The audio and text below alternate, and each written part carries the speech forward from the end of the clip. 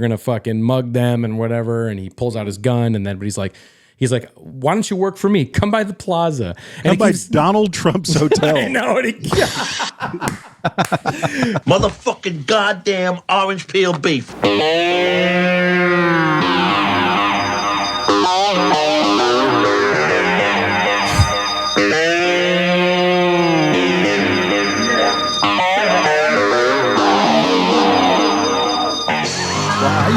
Why-oh. Yeah, man. Yo, why-oh. It's 1 fucking hour time, everybody. Of course. I heard that. It's the show where we talk about one goddamn movie, and we have just 1 fucking hour to do it. I'm Evan Husney, of course, and to my left, we got Big T, Tom Fitzgerald. T, what's going on? One thing, just release the report. That's all I gotta say. Oh my God. I mean, everything else is details. I mean, release the report. You mean release the f-stop files, right? That's what you're talking about? Of course, exactly. Okay. The photographic endeavors of Tom Segura. All right, and of course, to my right, we got, as always here, Mr. Marcus Herring. Marcus, what's going on? Welcome back. Bullet holes, puta. Bullet holes. Oh, yeah. Oh, I'm very excited about tonight because tonight it's episode 141 of the show. We're in the middle of our One Fucking Summer Crimetime series, talking crime films all summer long. It's the crime wave, the summer heat crime wave.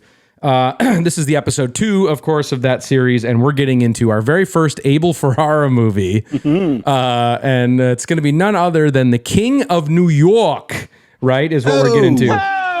For tonight. Keep that handy. I know, I need to. The O button. Yeah, right, exactly. We're going to need that for tonight because, very excited to get into this. It's actually much requested. We've had a lot of people wanting us to cover an Abel film, particularly this movie. So I'm very excited to check it off the list here. Sick. And it was a very fun rewatch. I had a lot of fun rewatching this movie. So. Yeah. Very excited to talk about it. But I'm trying to think. Anything else we need to touch on? I guess we could get into, let's see. We could talk about the 1 fucking hour Patreon.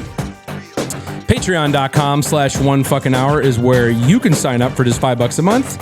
It's the best way to support the show, to help us keep the lights on here. And it's the only way you can get access to our bonus episodes. And we have a new bonus episode dropping. Probably it should be up by the time you're listening to this right now. We teased it last week. We're going to be getting into our favorite Mystery Science Theater 3000 episodes. All 3 of us independently kind of came up through the world as huge fans of this show. Yeah. So we're going to get into talking about kind of our 3 personal favorites each from Mystery Science Theater 3000 history. So the only way you can hear that is up on the Patreon, or if you want to keep all your bonus shit on YouTube, you can, of course, join our channel by clicking the join button underneath this video. Signing up, same perks, same benefits, same price. We appreciate the support nonetheless. And you can get it that way. And, of course, everybody who signs up for either the Patreon or the YouTube, you get 24-hour early access to all of our shit before everybody else does. And, yeah, so man. Join the Patreon, or you'll be a whiny little bitch. That's right. Of course, but that it also goes to help us support our clipper who's out there cutting awesome clips for us out there. So thank you very much, Ian, and thanks for all the support for everybody supporting Ian. You're actually supporting him. He's part of the family. He's the 4th Beatle here. He is. Yeah, you're supporting him. You're not really supporting us. So, all right, guys. I think without further ado, we should just get into this. Right? I'm fired up to talk about it. So. Let's get into it. All right, so here comes the clock, of course. We got to get my gun loaded here. All right, here we go. Strap in. We're doing it. Here we go. All right. The King of New York. This is a little description here taken from I think the Arrow 4K edition. Which actually I heard is really, really awesome. I don't have it yet, but I heard. I mean, the cinematography in this movie is off the chain, so it might be worth picking that up.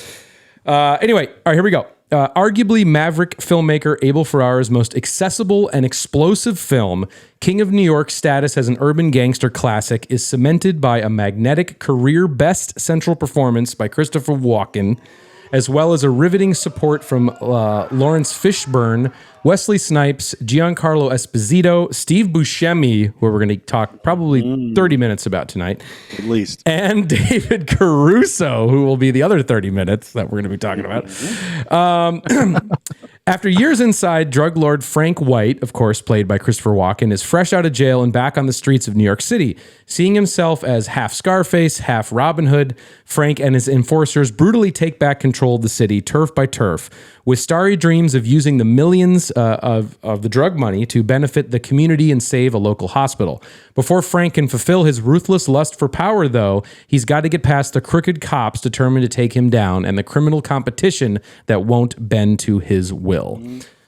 So there you go. The King of New York. Very exciting to talk about this, as I said. And yeah, I mean, I think it's interesting to talk about this movie sort of in the context, not only of Abel's career, which I'm sure we'll touch on a little bit tonight, but just like when this movie came out, right? I mean, it's shot in 89, comes out in 90. And, you know, as a lot of people would assume, I think, films of the 80s, especially the late 80s, it was starting to kind of get, I don't know, there's a lot of duds, I feel like, coming out in the late 80s. Oh, yeah? You know, as far as the mainstream Bonfire of the Vanities. Yeah, exactly. Like shit like that, right? Yeah, sure. And it's like, I don't know, for a movie like this to drop, it feels like, I don't know, just a wild, exhilarating rock and roll roller coaster in a way, because it's such a burst of style. It's coming out big. You know, it's got big name actors like, you know, Christopher Walken, but yet it still is like, has one foot in total Grindhouse exploitation. You know, this movie is like, which I think is really cool. And it's a true genre picture, you know, like as much as anything else that it is or that you'd want to attribute to it. Yeah. Like it gets the job done. I was thinking about that when I was rewatching it. It's like, this probably killed it in Times Square. Oh, yeah. You know, in 42nd Street, the Grindhouses. Because like every few minutes, there's a big fucking shootout. Yeah, there's a lot so of those. It delivers the groceries and a lot of attitude and like one-liners and stuff. So like someone could watch this on a total popcorn. Yes. You know, like Grindhouse wavelength and, you know, not miss a beat. They'll be into it. Yeah. And I think it's interesting because obviously Bad Lieutenant's, you know, shortly coming up, you know, for Abel. And what's interesting about Bad Lieutenant is that film feels like now he's got both feet in the art house world. Yeah, more so. Right. And this movie is like half Fear City, we'll say, you know, his 1980 whatever 84 film, which is total Grindhouse exploitation. But this has sort of just like the sheen of an art house film. It has the look of it. Amazing cinematography, which I'm sure we'll get into in this movie. But it's like, you know, and that's what's really cool about it is I think that it is just and it's not trying to be anything more than just a wild action explosive rip your face off kind of movie, like a heavy street movie. Yes. Right. Yes. I think it's really interesting too, just in relation to the last film we did, Friends of Eddie Coyle, which is like, you know, really striving to be natural, realistic, minimal, you know, even boring at times, you know. And then you look at this. But this film's like the polar opposite almost. It's like there was like no attempt for realism. It's almost like a hyper realism, a heightened realism, it's or like like Batman kind of. Yeah, it is. It's like it is like an action movie, science fiction. Yeah, almost like a science fiction movie, closer than whatever Eddie Coyle was. You know, like a. Well, remember I said if anybody's watching all these episodes, like I said with Eddie Coyle, there's one big shootout during the bank robbery. One shot, almost two shots. Right. And so what I'm saying is that's so impactful when your film has zero and then suddenly it erupts. It's so impactful. But this film, and it's not a dig at it, is more like Boondock Saints as I joke. Oh, for sure. It's like that kind of Hong Kong, like two guns, like blaring. Oh, I know, but what I'm saying is like I'm saying the volume. It's like there's a steady stream of gunfire. And I'm not saying it's bad. I'm saying it's that kind of movie, and it's a great one at that because the gunfire is almost constant, so it doesn't have an impact. Yeah, people in this, really, guys, no exaggeration. Yeah, no, for sure. And people in this film, like the characters in this film, are very reckless with their weapons. People are just shooting at people left and right. Don't matter who they're killing. Shooting, is a friendly fire happens. Yeah, there's friendly fire. There's shooting people as accent marks. In terms of one-liners. And if any of you are tired of getting ripped off by guys like that. Everybody has a gun. The girlfriends, it was lots of people with high heels and Uzis and stuff. Sure. And there's like hot Chinatown Sally's with Uzis. Right. Yeah. So good. So anyway, and one thing you're also saying too is it definitely resonated with sort of a youthful audience. I feel like definitely a hip hop crowd. This was a big movie. You want to get into that? I mean, we will for sure. I mean, you got.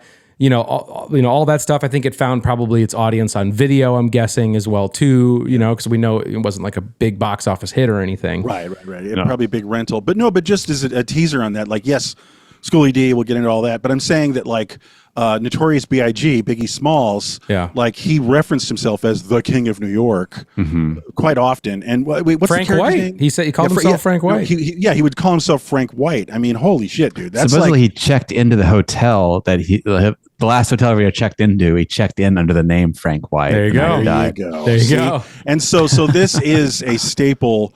It's it's right next to Scarface. Yeah, it's it really is. It's the junior Scarface in the hip hop world. Yeah, really. for sure. Yeah. Totally. And another thing about this movie that I'm sure we'll get into is that it just the ensemble cast. It is such a great snapshot of the who's who of the New York scene at the time. I mean, of course, Christopher Walken being the marquee star is great in this, but you have people like Lawrence Fishburne. Even Steve Buscemi, as I mentioned, referenced earlier, who'd be in testing the yayo. Yeah, right. Which is incredible. It's wild when there's a movie where there's like, at the time they were just up and coming actors or, mid range or whatever. And now all this list is like superstar people that are like doing Star Wars movies or whatever. How about this? There's a moment in this movie when Larry Fishburne is killing Denzel Washington.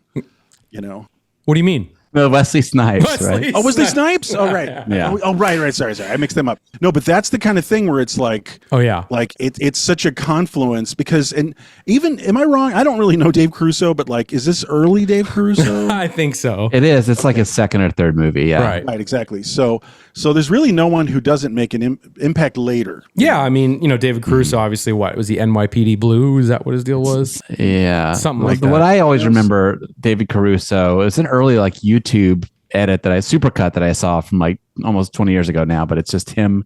It's all his one-liners that would kick off the CIS show. The sunglasses he would say something like "Drive by Miami style," and then put his sunglasses on. Trying to get our attention. I don't know, but he just got mine. Well, the music cue is the Who. Oh, right. Yeah, it's the yell, scream, and won't get fooled again. That's right. Right. Well, no, he was obviously NYPD Blue. That's another big thing. But then he was in Jade. Is legendary. There you go. Right. Jade, of course. Anyway. Friedkin. Actually, this movie has a lot of Friedkin energy, which is kind of interesting. Yeah. I kind of felt that, like, normally Abel's kind of doing the Scorsese, like the kind of, exploitation Scorsese, but in this, I feel like he's kind of getting to flex a little bit of the Friedkin influence with just, obviously the depiction of New York and, French Connection and of course the grit of all that, which I'm sure we'll get into. But I did want to talk a little bit about just the origin of this, because it kind of speaks to everything we've been saying in the sort of build up to talking about it. So there's a great interview with Abel on YouTube where he talks at length about this film. And it just gives you such a great look into his personality and his cadence, and that face, as he's sort of talking about where the genesis of this project came from, like what led him to want to make a movie like this, right? So let's just play this clip and have you guys sort of react to it here. So here's Abel on what led him to the King of New York. Here we go. We saw The Terminator. I saw The Terminator, and The Terminator was like a big movie, right? I remember watching it and thinking, all right, is this what everybody wants? This is like, is this the big deal? it was like in a rocking Friday night, and I'm watching. I says, all right, let's start getting in this groove. You know, so it was like kind of a film based on what I perceived as like an audience great reaction. So yeah, so it's like Wow. I know, Okay. isn't that interesting? So like he's watching The Terminator when this comes out, and he's like probably seeing that this movie is just fucking killing it. You know, in all the screenings, people are going nuts. It's like a party. It's like rock and roll. It's like thrilling. Catchphrase, one-liners. Yeah, exactly. Right.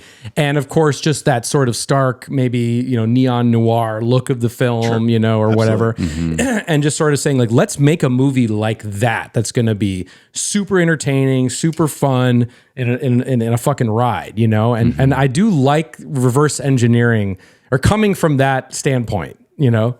I know. Well, you know, as we're talking about this, you know, we've been saying like it feels almost like science fiction. We were saying, or anime or something, or influenced by Terminator. Sure. But one thing that I've always picked up on with him in general and in this film is that he always makes sure to really have one foot like on the streets. Yeah. And there's a lot of extras that are cast that are clearly not actors at all. Sure.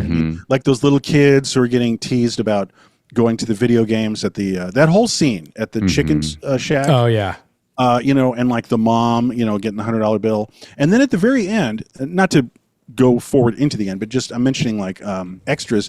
The woman who has the gun to her head in the subway, that's just not an actress. Yeah, you know what I mean? right. And that to me is an indicator of his genius, because it's like, well, Terminator would have had some kind of dingy kind of actress who like has a resume, but like, you know, television and stuff. Headshot. This casting. is just some fucking woman who really looks like she was just plucked off, you know, the subway train. Yeah. And that gives you this thing, you know what I mean? Like grounded sort of. well, thing. it gives you sort of chills, because it is suddenly, it's like a fantastical madness universe, but then, God, that could be someone you see on the subway. You know what I mean? True. Yeah. Oh yeah. I feel like he comes from like a real working class background, you know? Yeah. And I think that always stayed with him, and it definitely informed his approach. He always feels very close to B movies still, like in the production. Even this one feels like not B, but like low budget. Sure. Like he feels like it is. Even on this one, which is not as not driller killer level budget, but you can still feel the budget, the low budgetness of it. But I feel like he's crafty in working in those ways, and like, we'll get this girl, she's great or whatever, she's at the local coffee shop or something. But he really stays in touch with that, not only in his the thematics of his movie, but also in the execution. Just his working class background. And I think it's because, you know, he's sort of from the streets, you know, that he understands the streets. And of course, you know, he grew up famously like in the neighborhoods with Jake LaMotta, you know, and guys like that. And he even referenced in this interview, he's talking about, you know, well, you know, you would be walking around New York City and you could go and see John Gotti and his guys on the street, you know, and they were walking around, you know. And so I think he wanted to bring that element of what was going on in New York City to this movie. And of course, like in that great sort of iconic shot in the film with Christopher Walken looking out the Plaza Hotel window with the New York City lights sort of reflecting on him. That's his Scarface, the world is yours shot. Totally. And that's not a dig. It's like, you know, it's a similar thematic thing. Yeah, and he's sort of looking at it though, and he's like, you know, what sort of happened to this city? Because this guy's supposed to have been locked up like half his life, you know, or something. Like he's supposed to have been in prison for a very long time. It's implied that he's like, you know, since I've been in the can, like drugs are bigger than ever. Yeah, you know, like right. It's one of the lines he says towards the end. You know? Yeah, right. Oh, by the way, one other thing of casting. Here's someone who feels one foot in, you know, walking off a subway, a real person, not an actor, but then is a pretty good actor, and it's Victor Argo. Oh yeah, we did not mention Victor Argo in the opening, and he pops up. Yeah, he opens up in a lot of films. And let's say his biggest one might be Taxi Driver. Sure, he's the guy who's running the convenience store. Oh God, and that Travis scene. Bickle shoots the robber. You know, so yeah, that's Victor Argo. Yeah, so Victor Argo also lends a lot of super heavy credibility to it, and it's a great performance, and it's a little underrated. But and he kind of lands the plane towards the end with Christopher. You know, so just want to shout out him as one of the actors. Yeah. And just to talk about Christopher Walken, because it is such a entertaining, hilarious, and kind of great performance. I mean, yes, you know, because you know, you mentioned Scarface earlier, and it's like that performance is on 11, as we shout out to our Scarface episode when we talked about Pacino in that movie. It's so over the top and just yelling, screaming, wild, out of control. But in this, like, he's having, I don't know, there's kind of like a weird cokey energy that his character has, and a loose sort of like wibble wobbly sort of performance that Chris brings to this character, especially in the early parts of the film where he's getting out of prison and he's meeting up with his guys again. And oh, dude, don't dance around it. I mean, when he busts a move, I know, when he meets his crew after all these years in the can, and it's like gets tense, like, are you guys, what is that, root beer? And he starts going, you Jimmy one, Bob Fosse, you know? And you're like, what the fuck, bro? And especially, this is before we really knew that he had an inclination for that and a talent for that, with a proclivity towards that. Well, with that music video, the big Spike Jonze, the Fat Boy Slim video. Fat Boy Slim video, and he's dancing up a storm. He's very talented, but it's just, if you're not expecting it, and he busts a move like 3 times in the movie. Right. Yeah. Right. That's a nuts choice that I love that Abel at least supported, if not encouraged. Right. I think Abel said that Walken likes to stick a little bit of dancing in his movies. He's always trying to work in a dance move. Well, but I'm saying I like that Abel was like, go, brother, like, follow your muse, do this. Because a lot of directors I could see going like, let's or we'll let him do that and then we'll cut it, or something. Yeah. Right.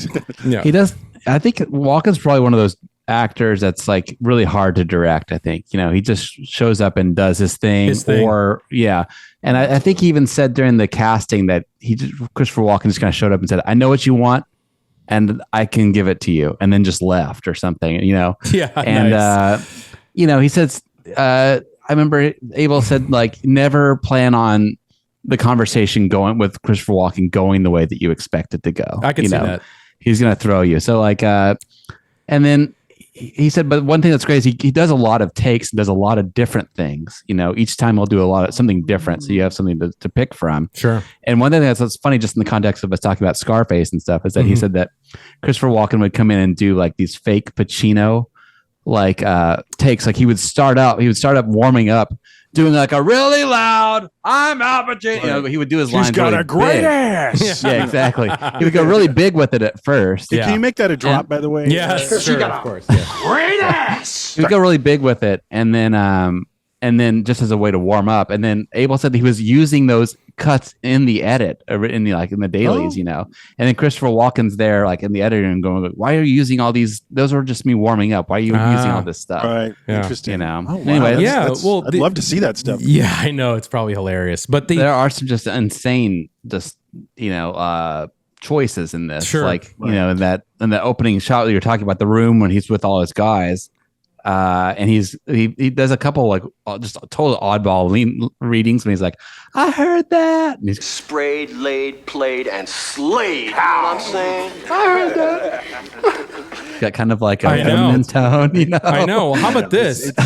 It's such an unusual take on like an imposing mob boss performance. It's very cartoonish, but it's also unsettling. Like he is an unsettling looking person. He's a scary and very odd, striking face, You can't get a read on him, and it's like, this guy's acting so crazy. Is he so crazy that he could just shoot himself and me, and he doesn't give a fuck? Right. Does he give a fuck about anything? This guy? I know. He's very destabilizing, and he's scary. And it's a great choice, not only in the writing or if this was ad-libbed or whatever, but in that moment you're talking about when he meets with Larry Fishburne for the first time, again after being out of prison.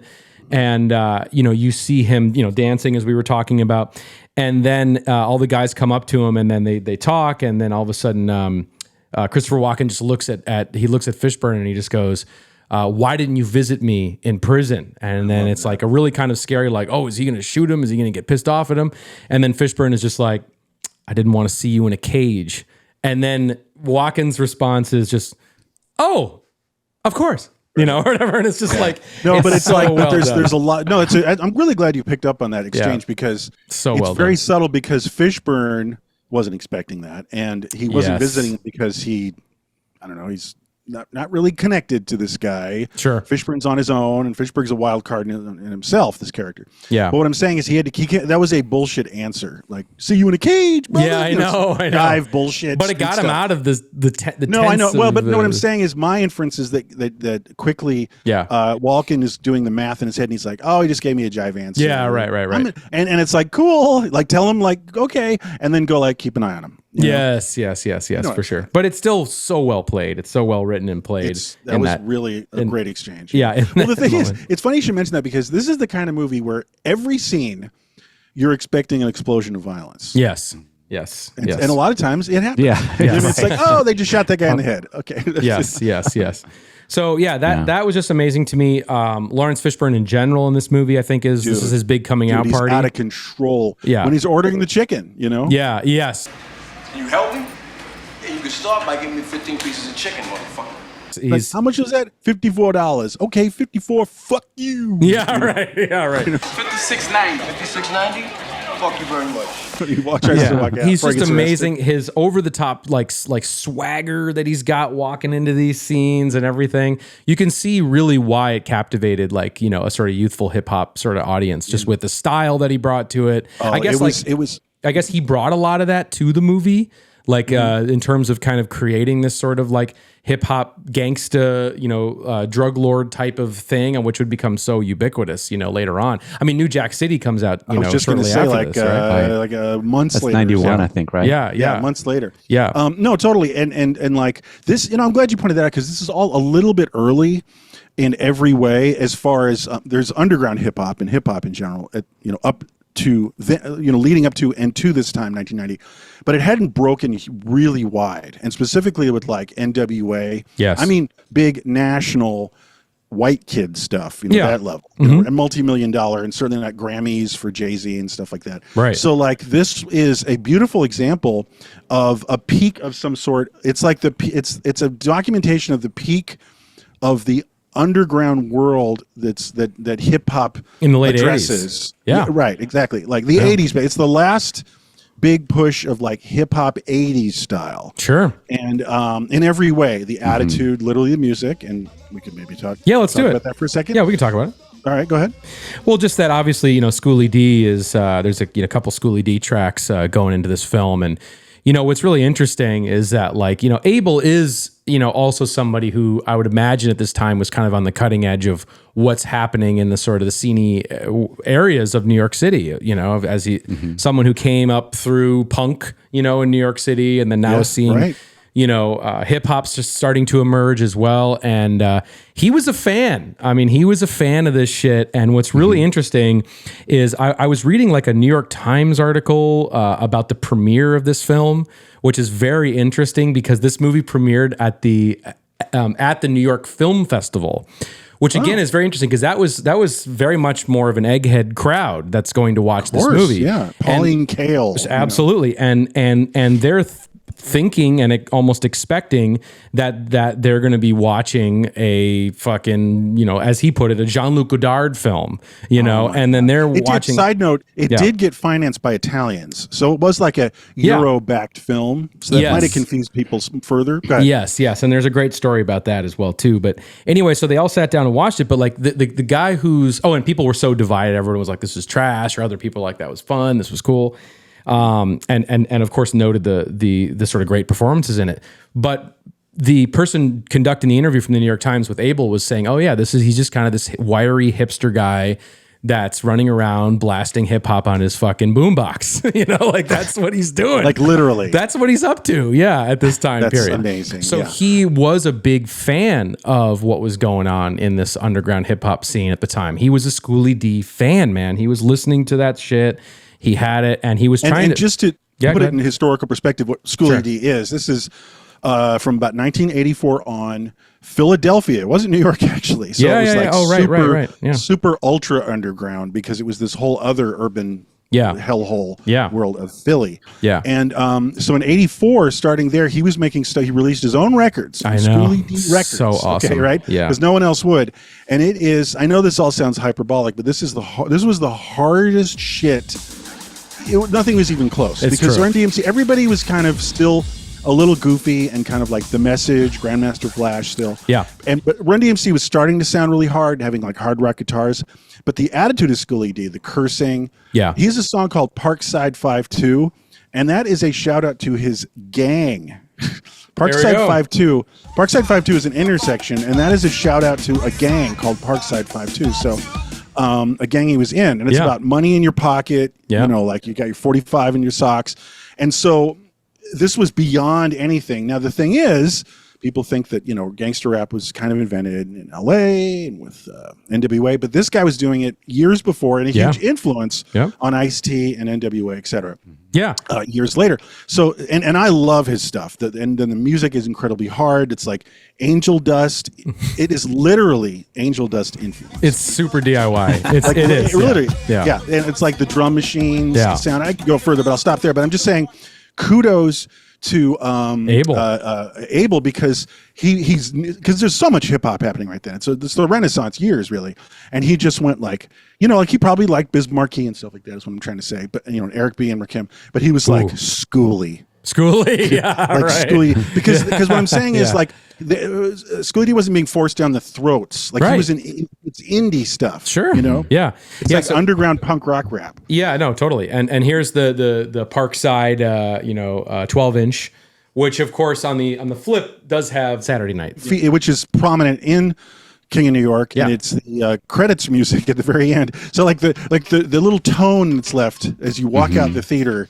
Abel wants to leave you with fucking Saturday Night by Schoolie D. I know, it's amazing. I'm sorry, I'm gonna geek out for a second. That is, and when I was a young man and we were really into the hip hop so hard, it was unreal. Yeah, right. We heard about it. Like there's this movie and it ends with like Schoolie D, and I was like, no, it doesn't. You're misunderstanding. And it's like, no, and then we rented it and it was like, oh my God. You know, it was unreal in 1991 when I saw it. To even think that someone like Schoolie D would be in anything that had anything to do with anything, really. Right. Yeah. So kudos to Abel. Yeah. We got to mention too that he also used Schoolie D in this next film. Oh yeah, The Bad Lieutenant, the signifying rapper, which features a total rip off of Kashmir, or basically the Kashmir sample re-recorded, a cover. And I guess it was an interpolation, and it's awesome. We all love it. We all have the record. We're all big fans here. But I guess they must have gotten some legal heat because it got removed from all other copies of The Bad Lieutenant. So. Led Zeppelin does from time to time. Jimmy Page bullshit. Right. Well, it's so weird to me that probably 2 years later, he would like re-record Kashmir with Puff Daddy for the Godzilla soundtrack. It's like he's waiting for. But it's like see, I was involved in it, and I was someone asked me. It's just attitude rock star horseshit. Right. Classic Jimmy. Boo. Classic Jimmy. That copy of Bad Lieutenant is available out there if you dig, though. Yeah. Okay. So one thing so just to tie a knot and put a bow on the Schoolie D thing. So it was literally like he fell in love with the Schoolie D music, and he really wanted the music in the film. And in that interview I showed earlier, he talks about it, and who knows, this is him rewriting history or whatever, but he kept trying to find Schoolie D to approach him about getting the music in the film. And I need a document like a fan film about that. Yeah, well, yeah, that would be search amazing. for Schoolie D. Searching for Schoolie D. Yeah, Yes. and he basically couldn't find him, and he thought this guy maybe didn't even really exist. Like it was sort of like a Robert Johnson ghost thing, and he's like, well, if this guy doesn't show up, we're just gonna put his fucking music in the goddamn movie, and then what? Then I guess he's gonna have to sue us, and he won't win, So fuck him, Which is amazing. But of course, they did meet, and they got along, and they collaborated again and stuff, and so on and so forth. But yeah, it's just awesome. It adds such another layer of, as you said, like just really cool, fucking cool points. Yeah. And it's serious authenticity because anyone else at that time, they would have been fucking with Rick Rubin, which is fine. And they maybe would have had like a Public Enemy track or something, which is fine. I'm just saying that it just shows you this guy knows what he's talking about. He was on the cutting edge, right? Yeah, exactly. And he had some pretty good taste. Yeah. Totally. So, that's crazy. You also talked about the financiers from Italy. Very funny, the idea that he had this movie China Girl, which I've never seen. I don't even think it got a real release at the time when it came out. But he was over in Italy during the opening of that film, and he got an offer from this company basically, and they just crank out movies, and they're like, "Yeah, you got Christopher Walken in the movie. Like, all right, 5.3 million. Here you go. Here's the budget." And they basically signed the check on the spot. But there's a quote in the fucking New York Times article that I keep referencing where he's just like, yeah, they just crank out movies over there. They're not like reading scripts like these retarded people out here who give you notes on page 12. Oh, you know, so maybe this is a good place for the gangster to visit his mother, you know. And so he was all about taking that European money, which he would do for the rest of his career, I think, in many ways. Right. You know, yeah, he's that special kind of American director that connects with that continental European like perspective. Woody Allen had to go there even later. Yeah, right. Or David Lynch too. Yeah, so right, yes, exactly. So, and then one last little BTS tidbit before we just start kind of getting into the film itself. It can't be ignored, of course. Is like, you know, this is only $5.3 million film we're talking about. Does have some great, you know, all of it's, you know, shot at night, which is pretty miraculous, and so many exterior shots and great stuff, and you know all that. But a large portion of this movie takes place at the fucking Plaza Hotel. Shit. You know, which at one point was owned by our dear leader and Mr. Donald Trump.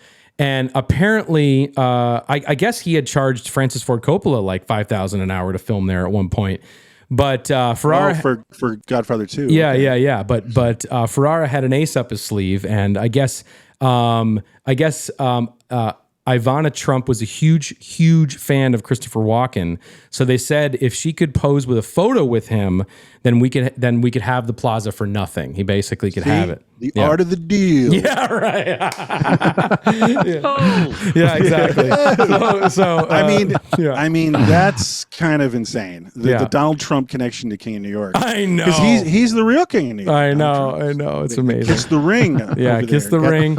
To the plaza, you know? Yeah, so she got the photos and they got the plaza, which is amazing. Because I was always, you know, that's something you wonder when you see this. It's like that adds such a huge, it's so huge when you see like him walking through the lobby of the plaza. It's a big deal. And it makes a bit of a thing of it. And then, of course, the interior shots at the plaza are insane. That's what I mean, yeah. Because they have like, they have a whole suite and like there's a computer.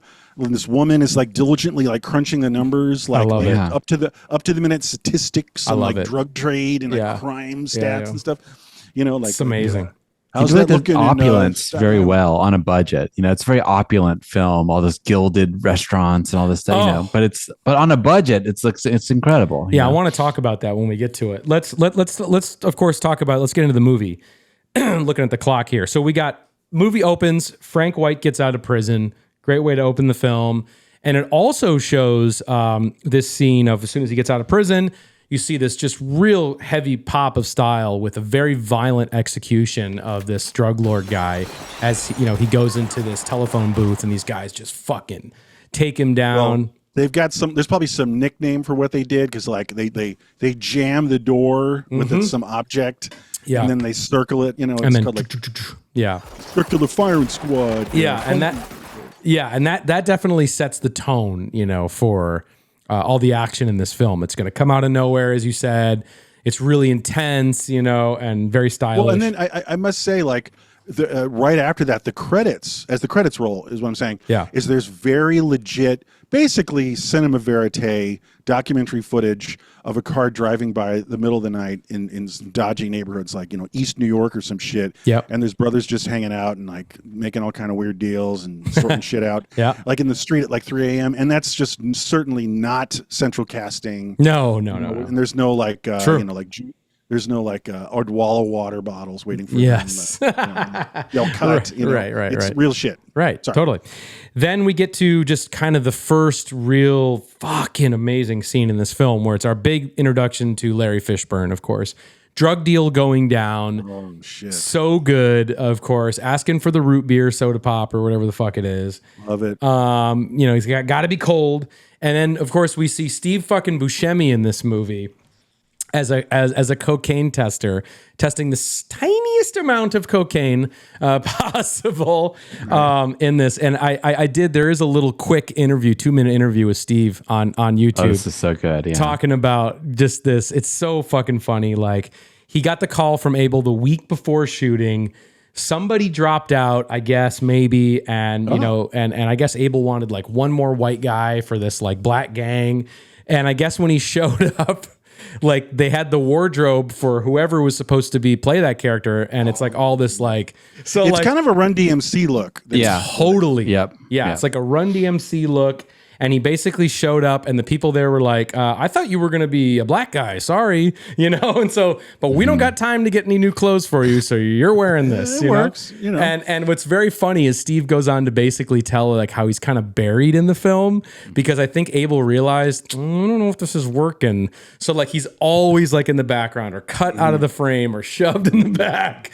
And it's like, you know, they only use him when they really have to because it's he just sort of such a funny disappears from the film. And it's funny because So Abel funny. doesn't even know. How could he? That like, wow, I've got this great actor over here. I know. You know, because Steve was less than nobody. Like he maybe was in that Bad New York Stories movie right around that time. But Somewhere in there, yeah. He was in indie films, guy. Yeah, of course, yeah. And he'd be in Reservoir Dogs shortly after that, of course. But not yet. Yeah. Not yet. But like Jim Jarmusch or something, right? Like, Oh yeah, that's true. exactly. That's true. Yeah, more New York guys. So then, yeah, awesome moment. He's giving him the suitcase full of cash. It's a fucking suitcase full of tampons. How fucking great is that? Yeah, and then what's the line, Marcus? the bullet holes, puta. Yeah. And they light him up. Yeah. Awesome. Just great. And yeah, Larry. Funny, Yeah. So crazy. funny. Crazy. It's very Scarface energy, you know, of course, in that moment. Super fun. Just great scene. Then we see this. Oh, this is also really cool too. Like I do want to spotlight the cinematographer in this film. I think this is just this movie is shot so fucking well. And I don't want to forget the name. Marcus, do you know off the top of your head, or do I need to get it? I didn't look it up. No. Oh, okay. It's Bojan Bazelli, I guess. He did 3 Men and a Baby later, right? All right, of course. All right. Yeah, right. I'm sorry. Go ahead. No, he did Baby's Day Out, I think. I think he did The Ring Baby actually, Jesus. which is pretty crazy. But anyway, so he didn't like work with Abel much, you know. And what's very interesting is this movie has a very I think this might be the only Abel film he did. He also did Deep Cover. Shout out, one of our favorite. Shit! films. Respect. Right. Yeah, which Mad is respect. that's coming up, folks. That's coming up. It matches. It matches. It does, yeah. More awesome Does? Larry Fishburne, yeah.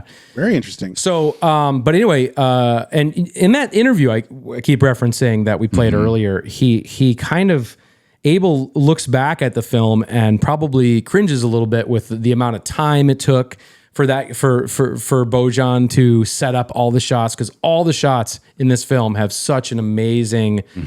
Super stylish lighting. The camera movements is really incredible. The lensing choices throughout this whole film. There's so many great close-ups of everybody in this film, which I do want to talk about a scene here shortly. But Abel was like, "Yeah, fuck it," you know, like. Kind of like if I could do it all over boring, again. Yeah, right? he's like boring, and he's like, if I could do it all over again, and I wouldn't have spent so much time on that because. Oh, I see. So he's saying the pace of the shooting is not what he was Yeah, used to. because you're just waiting forever for them to Yeah. set up the shots and get the course. gels in front of the lights and the Hurry up and diffusion wait. and all that stuff. And he was more, and just as a point of reference, like He's he was run and more gun. into like run and gun. Yes, Run and Right. gun. But Stolen I mean, it's locations. really exhilarating to watch the cinematography in this film in the first 20 minutes. There's so many incredible choices.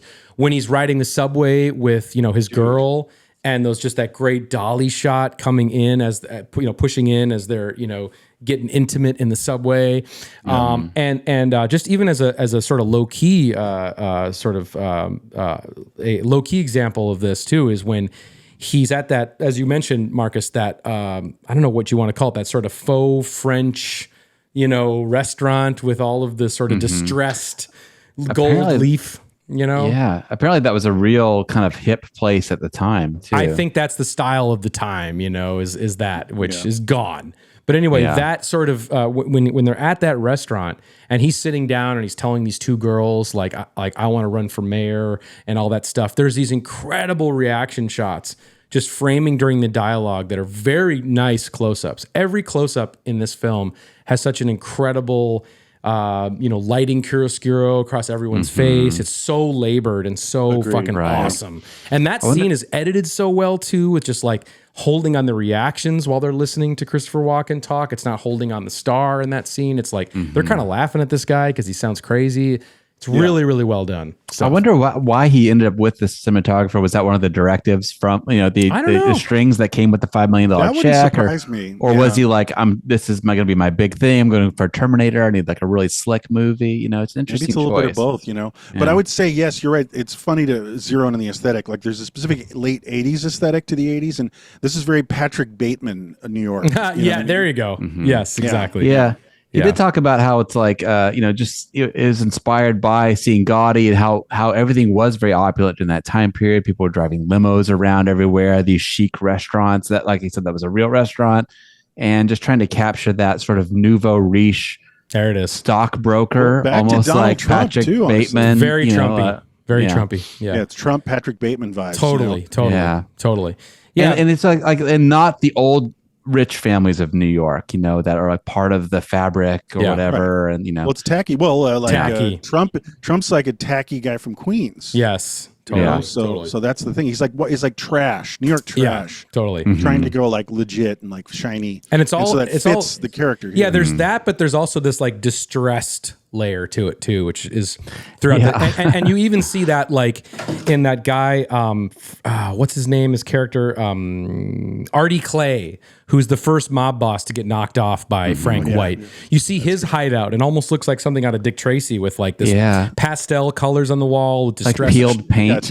I noticed the production designer is Alex Tavaleras, who's like Dean Tavaleras' brother, who did The Godfather and stuff. So nice. Right. I met him once years ago. Nice guy. But. Sick. Yeah, right. Well, can I just like interject one other little thing, because I'm talking about stylistic flourishes, and as the film moves forward, there's some great moments that Abel takes that do distinguish it from pure Grindhouse or even Terminator stuff, which is like very functional. Definitely. What I mean is there's these, for instance, there's these entertainments that happen in the film, and there's a big Broadway production. Oh with like this like mad black man like with a cop on stage. That is nuts. Like Broadway lighting, and it's just like that's a nice touch. And then the second one that I love is hanging out in Chinatown with the gangster there, and he's got his own private movie theater. He's like, let's watch Nosferatu. Yes, with my cool punk rock glasses girlfriend. I know, and they're watching. That is distinguishing. Yeah, and he's like that has character to it. As a director, like this is not trash, because those are little flourishes that I know wouldn't otherwise happen. I love that. It's like someone trying to imagine what these gangsters do in their spare time. I love it. And he's like, I got Frankenstein on next. I think it's his right. You're right. That's what he says. No, but I'm saying I think it's an excuse for him able to have some kind of higher like minded tone to the film. And to kind of like connect it to like higher art. And stuff like that. Well, there's the soundtrack. The Vivaldi is playing throughout too. It's got that like classical music. And totally. Yeah, it's funny in that stage production that's in the film you were talking about. It's like, I guess some of the not controversy, but some of the criticisms that he got from the critics in this film was the idea that like there was all these sort of black gangsters that were working for a white boss. Was this idea, and he sort of fired back, and he was like, "It doesn't matter if they're black or white or whatever. We just got the right people for the right role. It doesn't even matter because in this movie they're all blue. They're all fucking blue in this movie. Probably lighting. Probably like another shot at the cinematographer. Well, I would say I would help him out and venture to say, they're not black or white or anything. They're New Yorkers. Yeah, right. That's the definer. Right. And there's something in Mindhunter. There's a quote I cannot remember, but that some psychoanalyst said there's all kinds of other definers than gender and race. Like common through lines. Yeah. And this film is, of course, they're underworld people. Yeah. But if you also include the police, they're all New York people. Absolutely. Yeah. And there's not a lot of, and of course, thematically, they're trying to show that there's not much, there's a little gray area between the cops at this time and the gangsters, of course. Classic. Which, of course, we'll get into. But there's definitely that element of like him trying to, it's like he's a killer, but he's leading this all black gang, right? And he's like donates a hospital or whatever. So he's kind of like Robin Hooding, right? Yeah. He's like, so there is, and there's I don't know, there's a little bit of like racial justice mixed in there too. I don't know. It's like, there's a lot of complexities to this characterization, and it's not quite solved. It's like it's just like a lot of elements that are thrown into the pot. It's not. I don't think it's necessarily saying anything specific. There's a lot of contradictions. I think it's giving it an interest. I think it's giving the characters an interesting dynamic. Like for example, Wesley Snipes is the only black guy on the force. And they sort of, they make reference to that, of course. It's called out at the Irish wedding. At the Irish wedding, the little leprechaun. Yes, like calls him out. Uncomfortable here. I'm sorry, I meant Dave Caruso. Yes. Fucking Lucky Charms, motherfucker. I know, it's insane. Total side note. 10 seconds. Yep. Why am I supposed to always think Dave Caruso is this tough guy? I know. When he looks like he's fucking running around with Lucky Charms. I know. And Opie. so is it? It's just me, right? No one else in the world has that reaction when they see his sweet little tiny, like ginger pug nose, like fucking look like pot of gold rainbow face. I know and he's supposed to be like, I'm gonna fuck you up, kid. I'm gonna knock your teeth right out of your skull. I know his whole okay, leprechaun. I know his whole like vigilante monologue is a little cringe. Yeah, I know. Sorry. Anyway, but I do want to talk about this too. It's also kind of a comic booky thing with this movie too. Is like the idea that Christopher Walken is going to go to all of these regional bosses, try to work with them, like try to establish some sort of business relationship, and they're like, "Oh no, who the fuck are you?" And then he winds up fucking killing all these people. Like, of course, the Chinatown triads, but also the Italians, the Artie Clay, and he's set up so wonderfully as he whips out his fucking prick. And pisses all over, Frank White's henchman guy. The messenger, yeah. The messenger, yeah. And that's so over the top and amazing. And then, of course, really great. How do we one up that to make Frank more of a badass? He comes in, knocks down the fucking door, comes into the place, and then just fucking shoots him. And he's like, "You want to get ripped off by this piece of shit?" And it's boom, boom, boom. And he keeps shooting him while he's already dead on the floor. If any of you tired of getting ripped off by guys like that. Which is one more shot. So funny and amazing. That last shot just scares the shit out of the guy who's standing next to the corpse. I know. It's a little Crazy Joe. That narrative, the real gangster who was actually trying to make a bond between black gangsters and Italian gangsters, and he was, of course, gunned down later. But yeah, there's a little side note. Look it up. Crazy Joe. For sure, 100%. And what's also funny to me is in that scene, and of course in the scene I mentioned earlier in the subway, which is shot beautifully, as I said, inside the subway car as he's trying to get it on with that his chick, his lawyer girl. And then those those muggers come up and they're gonna fucking mug them and whatever. And he pulls out his gun but he's like, "Why don't you work for me? Come by the plaza." And come by Donald Trump's hotel. I know. I know, amazing. And he keeps saying that over and over again. It's like imagining all these like hoods coming to the plaza to fucking and little ads for the plaza. Yeah, it's so good. Right. Make sure you mention the plaza. One plug, right? Exactly. Yeah. No, but like again, those guys probably weren't actors, and there was a nice touch where there was that lingering shot of them exiting that train car. Yeah, and never quite losing vision of the guy with the gun. Totally. As they walk away from Walken. That's good Abel Ferrara. Totally. And then, but then of course, when he's at that play, the cops swoop in and they fucking take Christopher Walken out and they put him in the car and they say they're going to bring him downtown. But of course, no, they take him under a fucking bridge overpass to show him a dead fucking corpse in their trunk, which is like, whoa, this like now now you get a fucking glimpse of the type of game the cops are playing here, way outside the lines.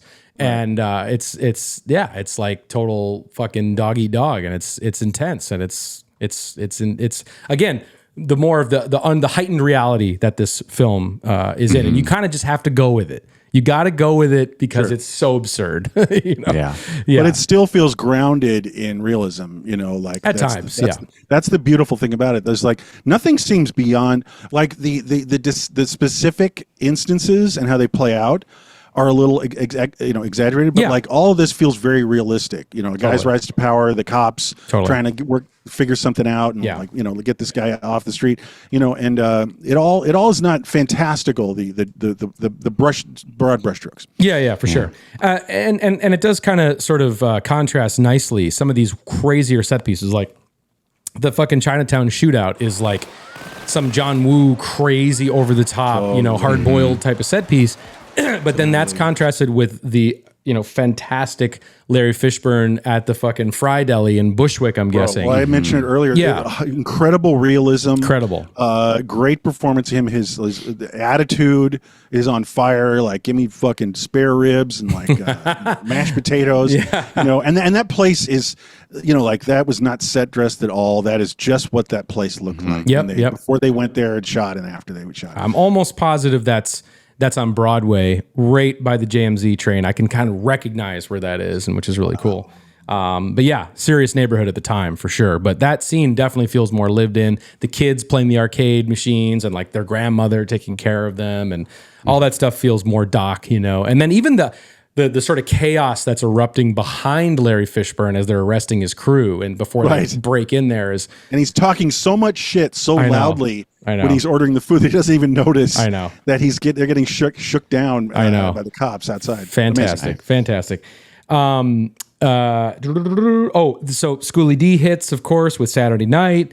It's a great sort of dance montage that everybody gets in this movie. Well, that's like the good times. That's like the good times. It's like the big Great Gatsby scene, Yeah. And it's like guys sniffing coke, chicks like puffing on blunts, and dancing. More awesome. dancing with your lawyer. I know. Let's fucking go. I know, and it's such a bizarre. Movies just need more of that. They need scenes like that. It's such a fucking awesome. I say this all the time. It's like just like and David Lynch does this, but it's like loosen up a little bit. And get a little wiggly and have a little weird sideways moment and show people. Jarmusch does this somewhat, and of course here Abel, of course, and David Lynch, like get a little sideways and show your characters like having a good time and make me like your characters, and like endear to them. They don't always have to be at odds and fucking totally. Actually, let me book like it has to be always so like lore driven, plot driven. Yeah, right. No, but one thing I was going to say is this is the thing we talked about early on one of our first episodes, crime episode film, the Dustin Hoffman Straight Time. We were saying that like what's depicted in the film with him and like Harvey Keitel, or not Harvey Keitel, but Harry Dean Stanton. It's like they're having fun. Yes. Like when they're knocking over banks, it's fun. You're grabbing like cash and throwing it in the air, and it helps the boredom of being in the suburbs. Yeah, and also what you see is these guys are having fun. I always notice in crime films when you show how fun being a criminal can be. Yeah, totally. Because yes, there's the downside. But it is fun. Yeah. Like Goodfellas does the same thing. Sometimes this is fucking fun a lot of the time. Totally. Yeah.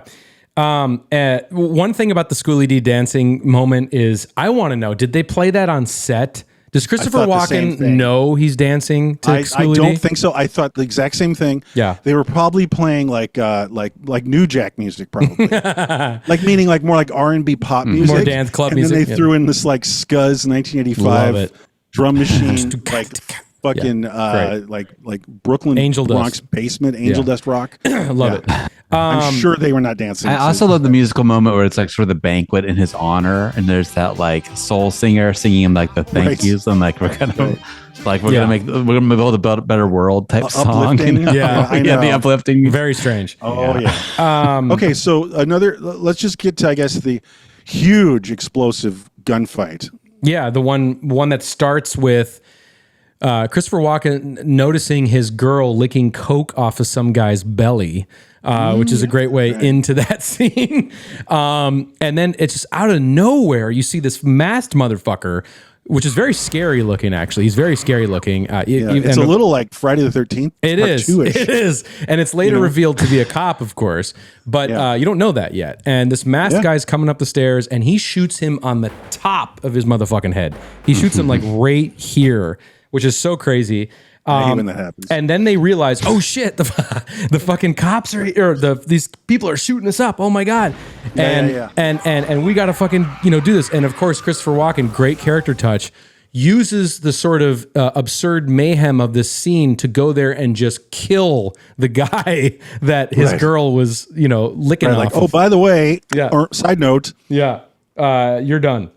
Yeah. So love that. Then that moment when Larry Fishburne realizes it's the fucking cops, you know, because the cops have decided the only way they're going to get these guys, because they keep getting off, life isn't fair, that we're going to have to just go in and fucking murder them all ourselves, which is really reckless and insane.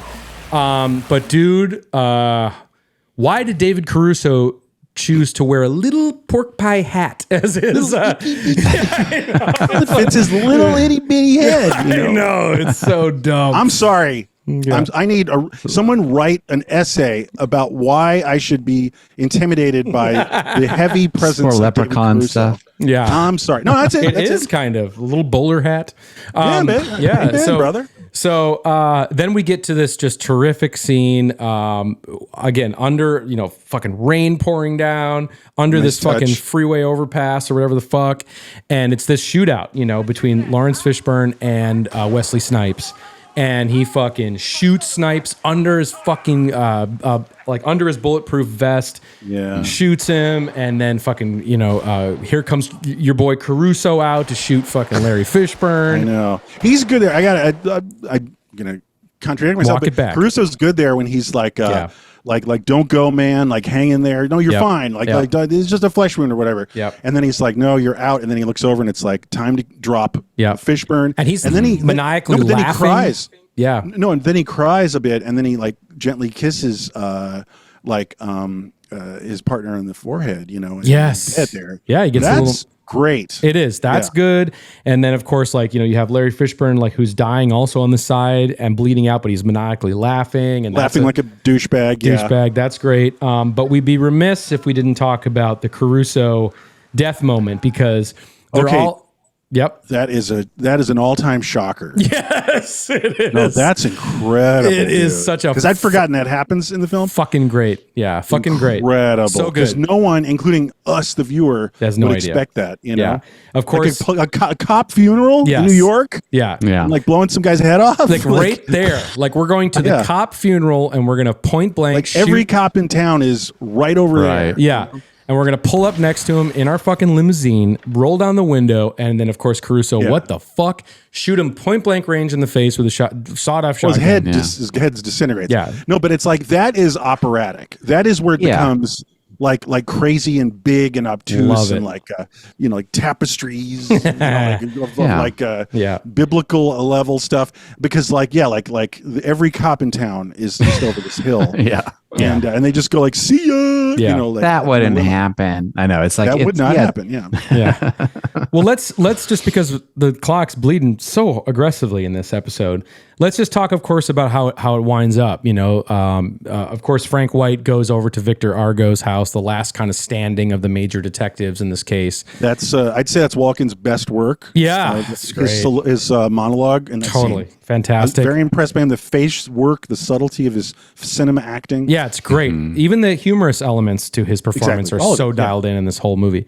But anyway, they have a showdown there. Of course, then they split up and they meet again at the inside a Subway, and they have this showdown where, as we mentioned earlier, Walken takes an innocent bystander and puts a gun to her head. Very chilling. But then, of course, they shoot each other ostensibly. We don't know Walken's shot, but Victor Argo dies right in the middle of the fucking subway car. And then they go out, police looking for Walken as he stumbles into a cab, and he's just sitting there, and he kind of dies on his own terms. What does he say to the cab driver? Just drive. Like, Yeah, right. Just get out of here. drive. Yeah. Just fucking drive.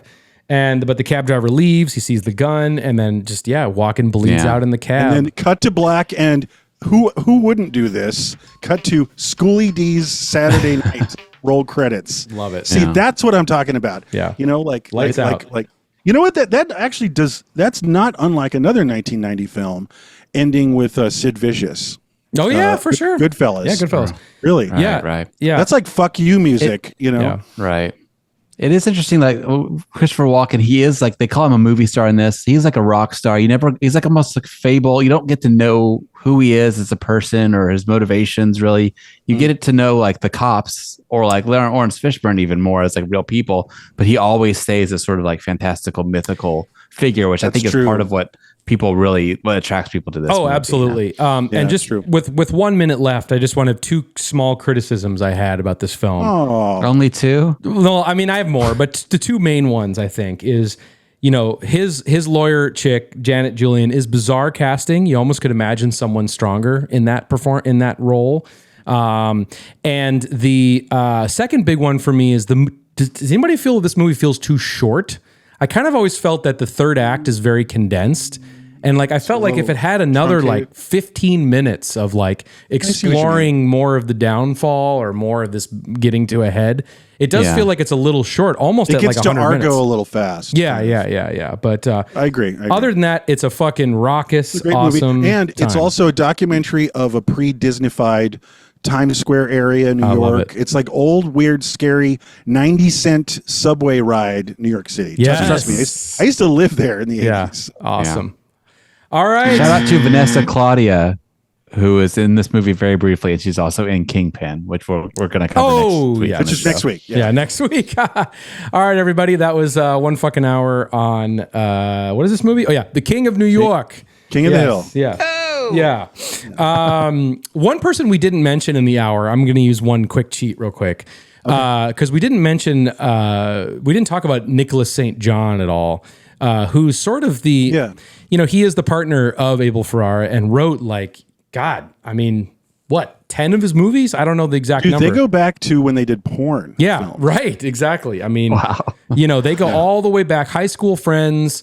Yeah. They do, they did obviously Driller Killer and, Miss 45, all the classic stuff, I think up to The Funeral maybe, or maybe they had one more movie after that. I'm not exactly sure, but long collaboration. And now just to quickly, I wanted to talk about my personal Abel Ferrara experiance just a little bit as a little bonus. Well, this is outside the loop of the film.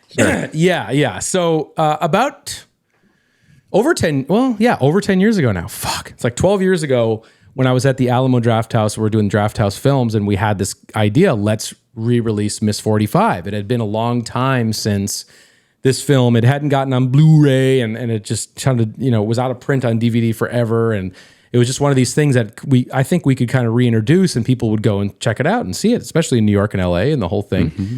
So we got the rights to the film and we, redesigned this killer poster. It's one of my favorite posters we ever did when I was working there.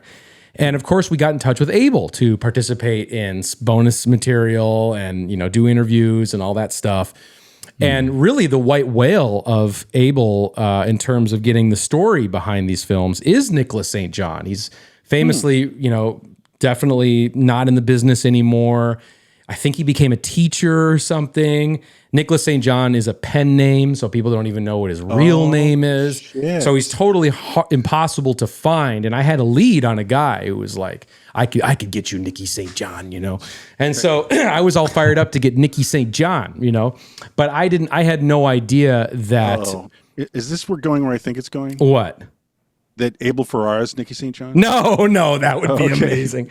Well, I mean, I don't know. I know. I think he's a real dude. But anyway, so I had this whole email correspondence with Abel because I was trying to, schedule interviews and bonus material with him, and I'd mentioned that I'm going to reach out to Nicholas St. John, and then I just get this email back, dude, and I get this like threatening email from Abel where it's like, you leave Nicky out of this, you leave Nicky alone. And if you don't, you'll regret it because you don't want to make an enemy out of me or something like that. Yeah, I was like this really oh shit. He got street level on y'all. He did. He was like for the bullet holes. It was like don't make an enemy out of me. You don't, or you'll regret it. So I was like, oh shit, man. I got like threatened by Abel. That's a cool like bucket list thing.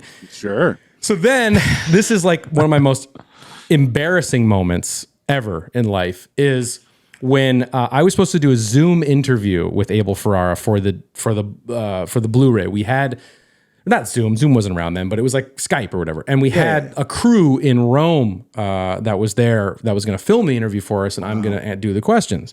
And he was filming Pasolini at the time, so he's doing his Pasolini film. I fucking overslept. Like a fucking amateur fucking green douchebag, okay? Because you had to hook up Rome time. I was hooking up Rome time, and it was in the morning, and I fucked up. And I was like, oh my God, and like my alarm, and I get up, I'm scrambling, I'm like putting on my pants really fast, you know, and I'm like getting dressed and no shower, and I look sweaty. It's New York in the summer. I look horrible and like sweat. I probably look like some fucking drug addict, you know. It was really bad. So I open my laptop and I'm connecting to the Skype thing, and I'm like, oh my God, and I was late, and I'm like, sorry. And then like I had to go grab my questions, and so I got up, and then when I got up, I realized that I like hadn't buckled my belt on my pants. Sure. So like as I'm standing up, like Abel is like seeing my like pants fall down with my belt open, and I just remember his reaction was like, all right, kid, just pull up your pants and we'll do the interview. Oh shit! Yeah, because he's thinking like this just is get your pants on. Just get it. Yeah, just get your pants on. He's assuming, and why wouldn't he? That like this is how this guy rolls. I know. This is like pants falling down, Pete here. You know. You know what? You remind me. His impression of you reminds me of a certain person we all know. I know. Definitely that he would have done that for sure. You know what I'm saying? Okay, totally. Yeah. Totally. Right, that would have been cat piss. Jones. Yeah. Jones. Yeah. That. But seriously, for me, it was like the most embarrassing thing. Like, dude, is that on the Blu-ray? Like, I wish it was. I actually have never publicly said this, and I was embarrassed. Like, no one will ever know that you're Abel going to be Ferrara hearing from him. I'm sure. Self-report. That's what we call that is self-reporting. I know, self-reporting. This is like you got to take that shit to the grave. I know. Evan. No more stories like that. I want our audience to know that Abel Ferrara told me to pull up my fucking pants and get on with that's it. hot. Yeah. That's a who among us can say that? You know, that's Schooly D shit. All right, so it's perfect. It's perfect. I love it. That's great. Pull up your pants, kid. Or I think it was pull up your pants, kid, and let's get this interview going here or something like that. That's fucking. So I mean, come on, it's Abel Ferrara. I mean, come on, he's the cool. perfect guy for that. He's been. No, in it's great that he situation. commented on it, because what if he hadn't said anything at all? It'd make it There much you weirder. go. I was so embarrassed. Most people wouldn't have even said it. No. Pull up your pants. Demurred. Pull up your pants. All right. So anyway, that was fun. All right. So episode 2 of Crimetime in the can. city. Yeah. In the can. Feeling good. It is feeling good. I'm loving it. Yeah, this is awesome. All right, so let's talk about next week real quick. Very excited. We're gonna hop to a totally different zone with this. We kind of did 2 kind of gangstery films back to back, so let's get into another side of crime. Well, I was gonna say also we did a 70s, we did a late 80s, 1990 movie just now. Yep. Right, and so now we're gonna hop around with another decade. Yeah, the 60s. We're going to the 60s. With one of the seminal true crime films, maybe one of the first. Well, I would venture to say that Truman Capote's book, which is based on, it's the birth of the genre of true crime. Don't bury the lead. It's cool to it's cool to go back to that because it's so ubiquitous now. Yes. Well, you said Truman Capote, so of course that means we're doing 1 fucking hour on In Cold Blood next week. Very excited about that. Killer film. Robert Blake. Very cool. The cinematography. The absolute fucking terrifying third act that has always stayed with me because it's so so visceral, and the way it's shot with like in my mind's eye, it's like a one hanging light bulb, and it's like very terrifying. Yeah. I don't know. We'll get to it. I would rewatch the whole thing is just such a mood. Yes. And it's so like downer, sad, but it's like still like mid 60s, like hardcore downer, and it was a huge hit. The book was a phenomenon. Absolutely. Absolutely. So In Cold Blood will be next week. I hear a rumor Raimi's going to join us for that as well. So get ready for that. And guys, so that'll be next week. Get your pre-watch in, of course, for that. Again, of course, let me see here, my soundboard. The 1 fucking hour Patreon, patreon.com/1 fucking hour. It's just $5 a month. You can sign up there, and best way to support the show, as I said, new bonus episode is up there live right now. It's us talking about our personal favorite Mystery Science Theater 3000 episodes, sort of in light of them getting working to what is it, halfway to Turkey Day it's celebration? Halfway to Turkey Day right now, and there's been this incredible marathon on YouTube. That's right. And if you just turn on YouTube and that channel, it's just, you're in the middle of like Devilfish or the man from Aros or whatever. So, and by the way, they've got some mixes like MST3K to fall asleep to. Oh yeah. Oh, it's great. Great. This is real time theme. Schooly D did this. Yes. I'm kidding. Oh, damn! Wasn't this Green Day? This is Green Day. Yeah, no. This is the the old new version. one is. Oh, the new one. This was written by Play of Kid or Kid. I can't. It's Play. I think it's Kid. No, Kid Reed. Kid of Kid and Play. Oh, wrote there you this go. shit. Nice. Well, it's a great song. So, anyway, The point is, pull your pants up and join the Patreon. Exactly. pull up your pants, kid, and join the Patreon, patreon.com/onefuckinhour, or hit the join button underneath this YouTube video if you're watching us there. Pull up your pantry on. There you go. Same price, same benefits. You get the bonus eps and 24-hour early access to all of our shows. And we appreciate your support. Thank you guys so much for everyone who signed up already. All right, everybody. And of course, we can't leave you without your Momen of Zen, as we always do here. And yeah, we'll catch you next week for In Cold Blood. All right, everybody. I think that's it. We'll see you next week. Have a great rest of your week, and we'll see you in the 60s. All right, take care. Bye, everybody. Mahalo. Julie was, we were just starting to get, that was like the beginning of like the whole hip hop routine. So we're just starting to get into that, I started getting into the music.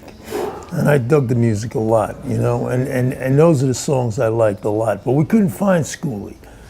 Then after a while I thought it was like a Robert Johnson deal, like this guy even exists. Like people say, yeah, I know him, but no, I don't never really remember seeing him, but he was, all that nonsense. And then finally we put it on, I'm saying, listen, if you don't get in touch with us, we're using this music, and if you want to sue us, good luck. And but anyway, the bottom line, we turned out to be friends, and he ended up writing a song called King of New York, which we didn't use in the film, but Motherfucking goddamn orange peel beef.